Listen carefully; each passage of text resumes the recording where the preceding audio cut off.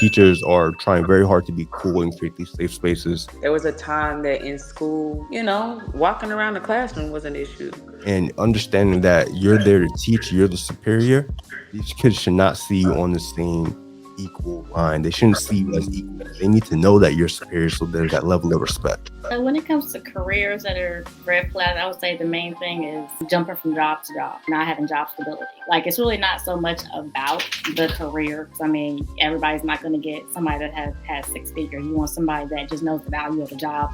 A lot of times we're seeing that teachers are trying very hard to be cool and create these safe spaces. They're blurring the lines between an educator and the best friend. Personally, I think you got to go back to not being a cool teacher and understanding that you're there to teach, you're the superior.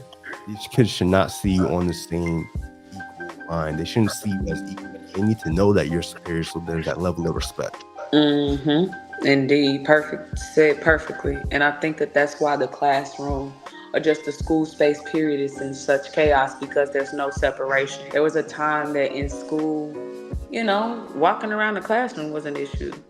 They up in your head. So clearly walking around the classroom is perfectly fine. So I don't know. I think that things could definitely stand to change or just be some type of reset, because the school setting is a mess. But question for you ladies. Take back to the time when you guys were single. You guys were dating. Okay, do you guys remember that? Go back to that moment. What would be your thoughts for dating a man like this? He came to you and told you that story. Tasha, go first. That he came back and showed me the video with the kids. I mean, I certainly have some questions. I mean, I think a lot of things that teachers do are for social media. Like, that's a new thing, like posting your kids on social media as a teacher to get likes. So, I mean, I certainly have some questions about what they actually did productive during the day that your kids, one that y'all are playing around in hair.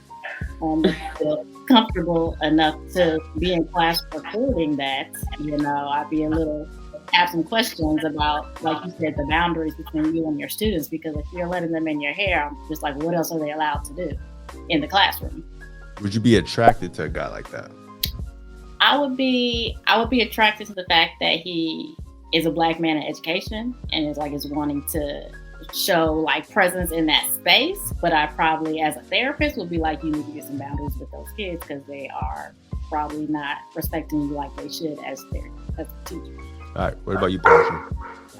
I would just really have the conversation about how important this is to your career. Like she said, that what is the foundation of your classroom? That this is what's going on, because you look focused on your computer with what you're doing. Maybe creating a lesson plan. However, this isn't the lesson plan.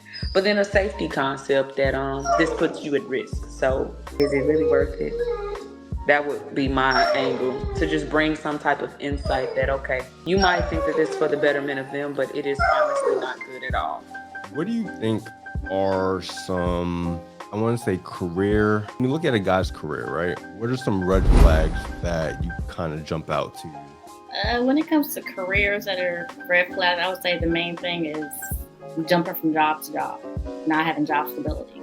Like, it's really not so much about the career. I mean, everybody's not going to get somebody that has six figures. You want somebody that just knows the value of the job and the importance of working. But if you're not staying at a job for more than 6 months, that tells me a lot more about your career. It tells me about your personality too. Like, that you can't stick things out when it gets hard, that you're quitting easily. And so for me, that's kind of a red flag in regards to, like, how are you going to handle this relationship? Like, when things get hard, are you going to exit stage left because things are hard and you just give up when things aren't going well, or you don't push through hard times, or you just kind of bounce around to find out what's easiest or what's the most convenient for you? I feel like that would be more so of the red flag necessarily than like the actual career. Right, if he just like gives up easily. Right. That makes sense. Right. Somebody talks to you the wrong way crazy and you're like, I quit. It's like, you can't do that if you have a family. You can't just be up and quitting jobs because somebody looked at you sideways and you got upset. That definitely makes sense. Is that the only one you have? Or is there another one that you think about? That would be the main red flag. I can let passion go, but that would be the main thing. Like I said, it's really not so much about the career. It's just really like how you value the importance of why you need a career and making money. Because really, careers these days are very unconventional. There's so many types of careers. So it's really not like necessarily about like the actual job. It's just really you kind of understanding like the value of having, unfortunately things cost money. If we don't live in a time where things don't cost money, that would be nice. But I mean, that's a real thing. You have to have money to afford things and stuff. Let me ask you this. Does that same logic apply to women? Yeah, I certainly think so. I don't understand, honestly, a lot of these women that feel like they should be just taken care of just because they're a woman. Like, I'm very pro. If you are able-bodied, I don't see why you should not be working. Indeed.